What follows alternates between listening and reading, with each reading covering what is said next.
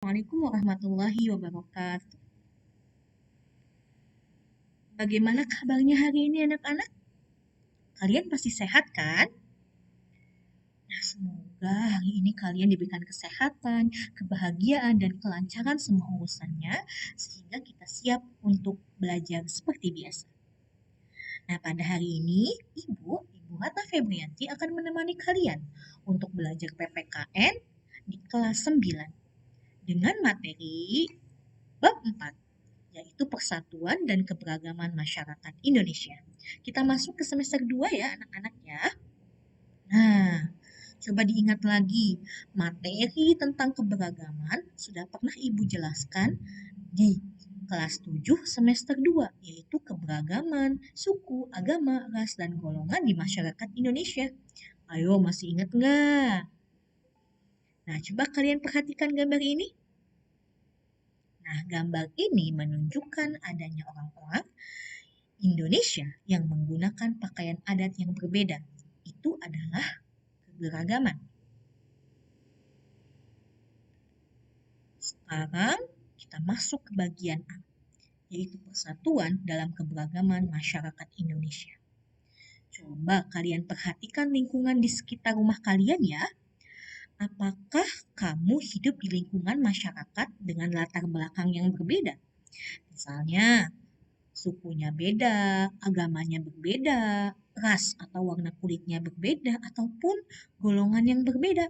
Coba kamu perhatikan, jika kamu tinggal di dalam lingkungan yang memiliki keberagaman, berarti kamu berada di lingkungan yang benar-benar menunjukkan Indonesia, yaitu keberagaman. Keberagaman di Indonesia ini mengisyaratkan adanya suatu persatuan dari perbedaan. Persatuan ini menjadi hal yang sangat penting bagi bangsa Indonesia dan tidak dapat diubah oleh siapapun.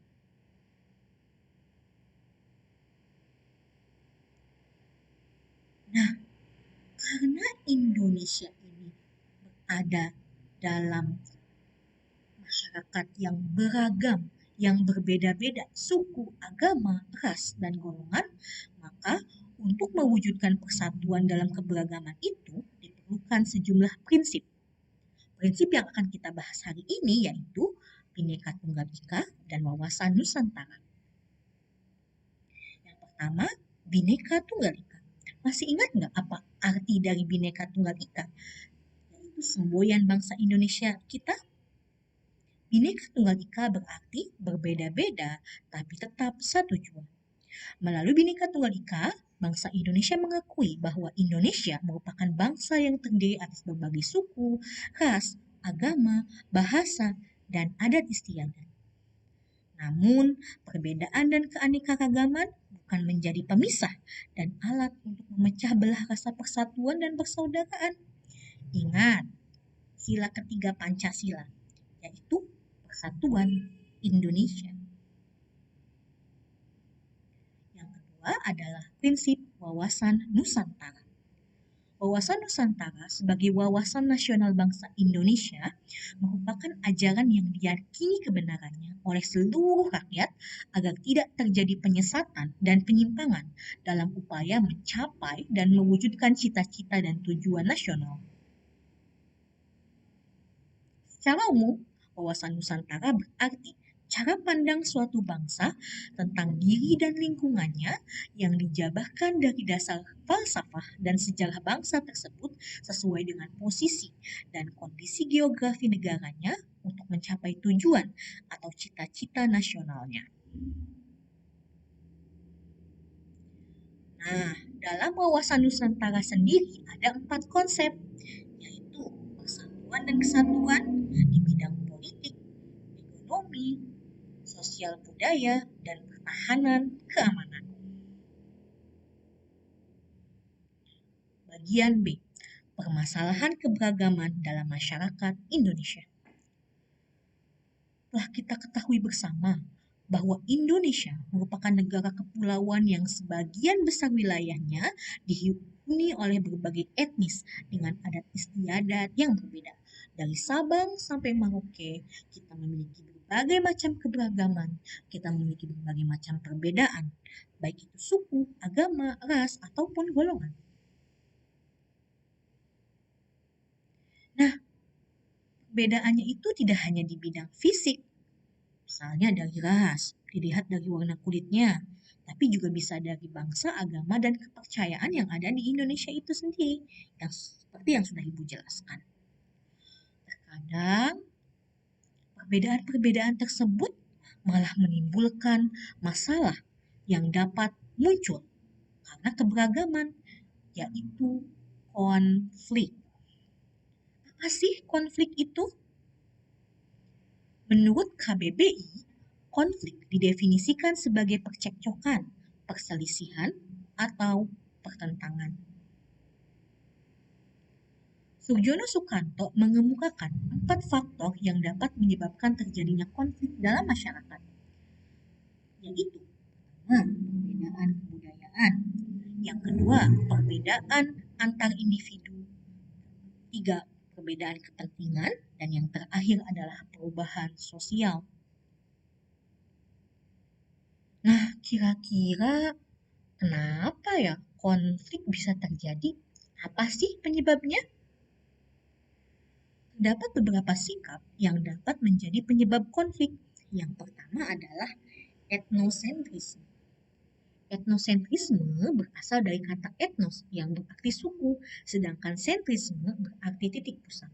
Dengan demikian, etnosentrisme memiliki arti perasaan suatu kelompok di mana kelompoknya merasa dirinya paling baik, paling benar, paling hebat, sehingga mengukur kelompok lain dengan nilai dan norma kelompoknya sendiri. Yang kedua adalah stereotip. Stereotip terhadap suatu kelompok yaitu anggapan yang dimiliki terhadap suatu kelompok yang bersifat tidak baik. Misalnya, anggapan bahwa suatu kelompok identik dengan kekerasan, sifat suatu suku yang kasar, dan sebagainya. Stereotip mengakibatkan sikap prasangka terhadap suatu kelompok sesuai dengan anggapan negatif tersebut. Penyebab yang ketiga yaitu hubungan antara penganut agama yang kurang harmonis. Kadang antar agama yang berbeda dalam suatu lingkungan tidak menunjukkan kerjasama yang baik, tidak menunjukkan hal-hal yang baik sehingga hubungannya itu kurang harmonis. Yang keempat, hubungan antara penduduk asli dan penduduk pendatang yang kurang harmonis. Hal ini dapat menimbulkan berbagai masalah dalam masyarakat ya, dan ketidakharmonisan ini dapat terjadi dengan diawali rasa ketidakadilan dalam bidang ekonomi, politik, ketersinggungan, keterbatasan komunikasi, dan sebagainya. Penyebab yang kelima yaitu diskriminasi atau menyudutkan golongan lain. Dan yang terakhir adalah fanatisme atau ketertarikan secara berlebihan.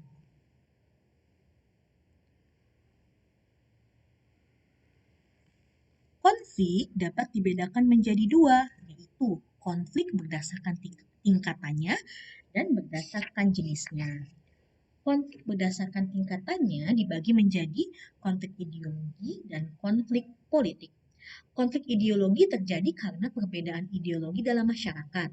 Contohnya, konflik ideologi ketika peristiwa G30 SPKI yang merupakan penolakan bangsa Indonesia terhadap ideologi komunis. Karena kita tahu bahwa bangsa Indonesia ini ideologinya adalah Pancasila. Yang kedua, konflik politik merupakan pertentangan yang disebabkan perbedaan kepentingan dalam memperoleh kekuasaan atau merumuskan kebijakan pemerintah. Contoh nyatanya, konflik politik itu adalah bentrokan akibat proses pemilihan umum, bentrokan menolak kebijakan pemerintah, atau menuntut sesuatu. Sementara konflik berdasarkan jenisnya ada 4, yaitu konflik antar suku, konflik antar agama, konflik antar ras, dan konflik antar golongan. Konflik antar suku yaitu pertentangan antara suku yang satu dengan suku yang lain. Sementara konflik antar agama, pertentangan antara kelompok yang memiliki keyakinan atau agama berbeda. Konflik ini dapat terjadi antara agama yang satu dengan agama yang lain atau antara kelompok dalam agama tertentu. Yang ketiga, konflik antar ras, yaitu pertentangan antara ras yang satu dengan ras yang lain.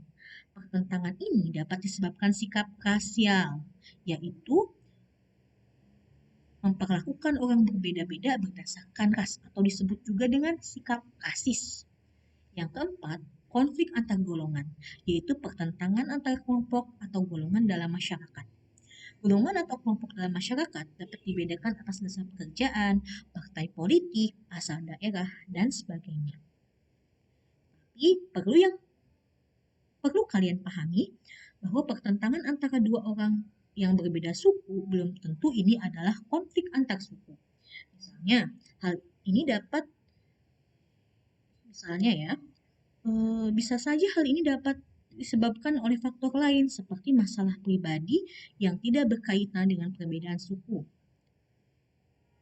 Konflik antar suku dapat berawal dari konflik antar pribadi. Contohnya, A yang berasal dari suku X memiliki masalah pribadi dengan B yang berasal dari suku Y karena hutang piutang. Masalah yang bersifat pribadi ini dapat berkembang menjadi konflik antar suku apabila keduanya kemudian saling menghina asal daerah atau suku masing-masing.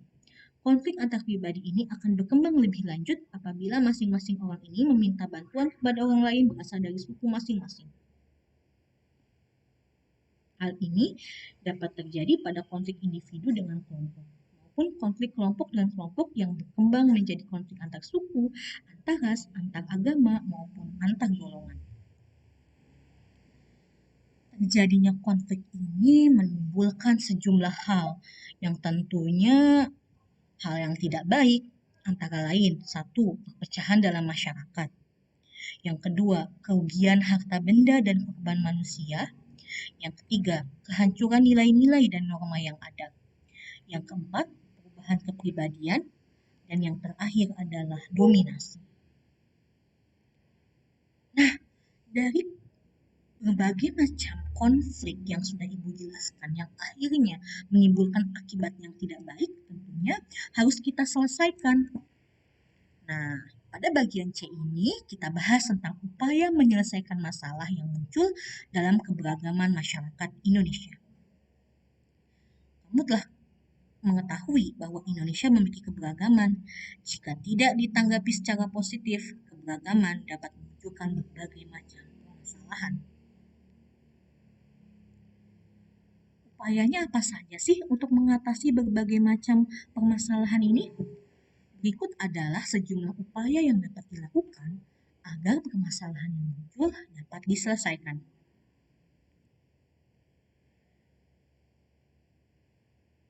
Yang pertama, upaya ini dapat dibedakan menjadi ada upaya preventif dan ada juga upaya represif. Apa sih masing-masing penjelasan dari upaya-upaya tersebut? Nah, memberikan jaminan perlindungan hak-hak setiap warga negara merupakan salah satu upaya preventif untuk menyelesaikan masalah yang muncul dalam keberagaman masyarakat Indonesia. Kenapa? Karena upaya preventif ini artinya upaya yang dilakukan untuk mencegah terjadinya masalah atau sebelum masalah itu terjadi. Bagaimana caranya? Misalnya dengan mengembangkan sikap toleransi, kerjasama, latihan bersama, dan sebagainya. Nah, pengikat persatuan dan rasa kebangsaan ini juga tercantum dalam perundang-undangan pasal 35, 36, 36A, dan 36B.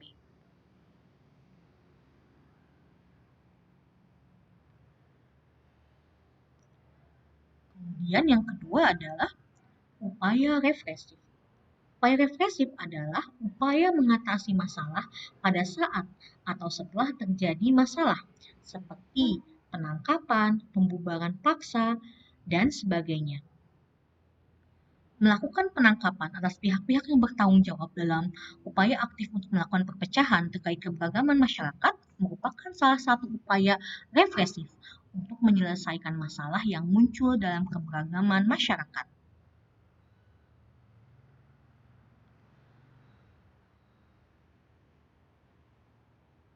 Kemudian ada juga cara kuratif, yaitu upaya tindak lanjut atau penanggulangan akibat masalah yang terjadi. Cara ini bertujuan untuk mengatasi dampak dari masalah yang terjadi, misalnya pendampingan dari korban kerusuhan, perdamaian, kerjasama, dan sebagainya. Nah, supaya tidak terjadi konflik, utamanya sebelum terjadi konflik itu, maka kita harus melaksanakan upaya preventif. Bagaimana sih agar di lingkungan kita tidak terjadi konflik walaupun terjadi ada berbagai macam keberagaman? Nah, kita harus bersikap ramah, bersahabat, berpikir positif, menunjukkan sikap toleransi, saling membantu sesama warga masyarakat, dan yang lain sebagainya. Itu adalah upaya preventif. Jadi, jangan tunggu sampai masalah itu terjadi, tapi kita harus mencegah agar masalah itu tidak terjadi.